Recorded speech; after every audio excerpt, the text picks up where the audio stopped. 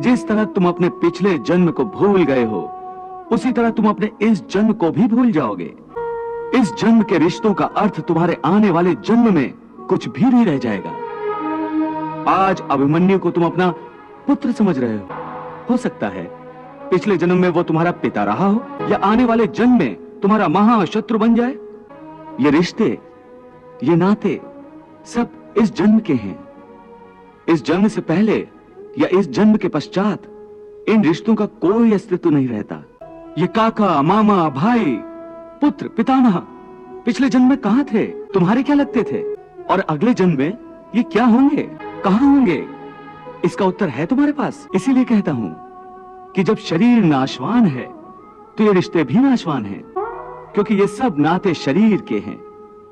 और ये जो तुमने अपने पिता का उदाहरण दिया कि उनका तुम्हारा पिता पुत्र का नाता तो समाप्त नहीं हुआ, तो ये भी तुम्हारा भ्रम है। केवल तुम्हारे मन में अभी तक वो रिश्ता जीवित है, क्योंकि तुम अभी तक उसी जन्म में हो।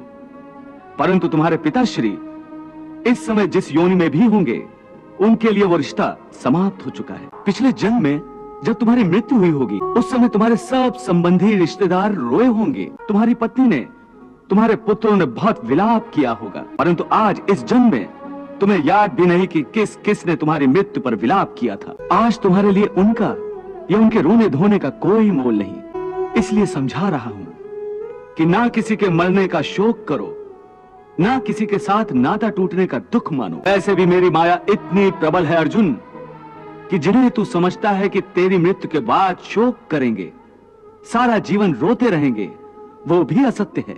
मेरी माया के प्रभाव से थोड़े ही दिनों के बाद उन रोने वालों को तू फिर हंसता खेलता देखेगा। क्या तुम बता सकते हो कि पिछले जन्म में तुम्हारे किस रिश्तेदार ने तुम्हारे लिए कितना विलाप किया था? ये रिश्ते शरीर के जन्म के साथ पैदा होते हैं और शरीर की मृत्यु के साथ मर जाते हैं।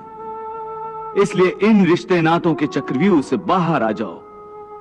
आत्मा अमर है, इस अमर सत्य को पहचानो।